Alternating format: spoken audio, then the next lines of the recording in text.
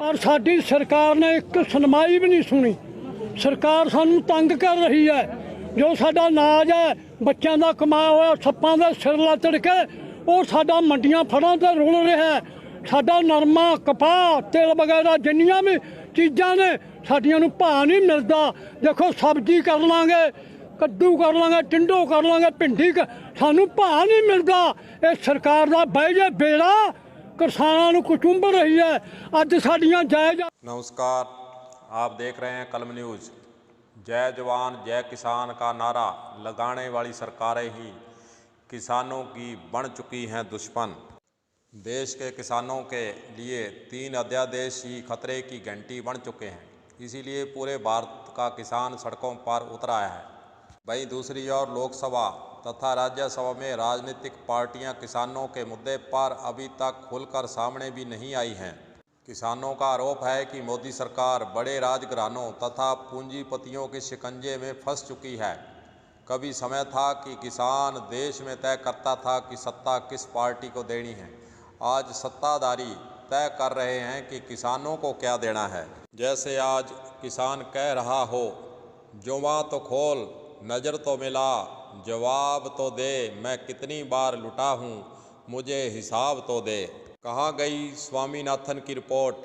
महंगाई के साथ किसानों की फसलों के रेट भी बढ़ने चाहिए, यह किसानों की मांग है। किसानों की जो असली पीड़ा है उसके बारे में भी आपको एक उदाहरण से हम समझाना चाहेंगे कि सन 1970 में गेहूं 80 रुपये क्विंटल बिक रहा था तथा सरकारी कर्मचारी को अगर उस समय 1970 में 50 रुपये वेतन मिलता था तो सन 2020 में वह बढ़कर 1 लाख रुपए उसकी सैलरी हो चुकी है। यानी यूँ कहिए कि 100% से भी ज़्यादा सैलरी बढ़ चुकी है। उसी के अनुसार किसान के गेहूं का मूल्य सूचकांक से बढ़ाया जाता तो आज कम से कम 8,000 रुपये प्रति क्विंटल गेहूं का मूल्य किसान को मिलता। पर किसान का गेहूं 1800-1700 क्विंटल के ऊपर नहीं गया है। किसानों की यही पीड़ा है कि डीजल 1970 में 7 रुपये 60 पैसे था, अब 100% से बढ़कर 80 रुपये से ऊपर हो चुका है डीजल। आखिर किसान जाए तो कहाँ जाए? केंद्र सरकार के 3 अध्यादेशों का इसीलिए तो किसान खास करके विरोध कर रहे हैं। किसान को अपनी उपज बेचने का जो अधिकार था वह भी हाथ से निकल जाएगा।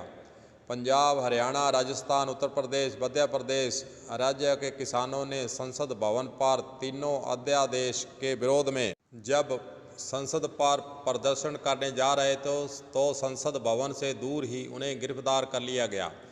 हालांकि किसान नेताओं को केंद्र सरकार ने वार्ता के लिए भी बुलाया, परंतु किसान नेताओं ने 3 अध्यादेश वापस लेने तक सरकार से कोई वार्ता करने से भी मना कर दिया है। आपको बता दें कि केंद्र सरकार के द्वारा मंगलवार को तीनों अध्यादेश को संसद में पारित भी करवा लिया है और उन्होंने कहा है कि इसे किसी भी सूरत में वापस नहीं लिया जाएगा।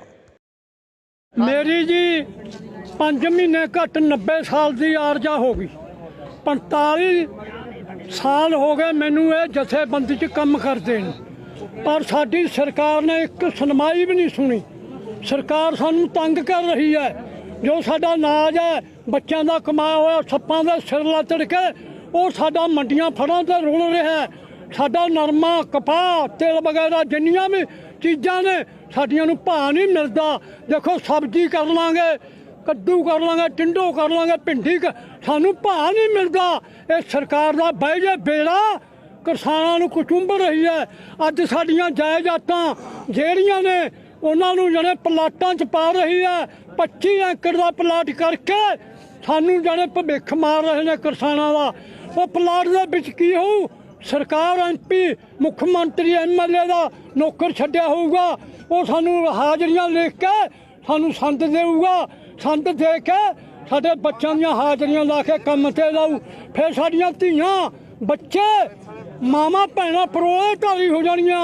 सानू लकड़ नहीं देनी किसी ने, सानू लकड़ी नहीं चुगण देनी।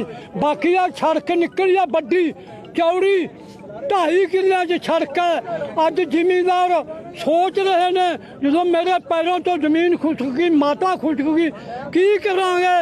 ਅੱਜ ਉਹਦਾ ਮੁੱਲ ਨਹੀਂ, ਕੋਈ ਰੇਟ ਨਹੀਂ। ਜੇ ਤੁਹਾਡੀ ਨਾ ਮੰਗ ਮੰਨੀ ਤਾਂ ਕੀ ਕਰੋਗੇ? ਅਸੀਂ ਮੱਚਾਂਗੇ।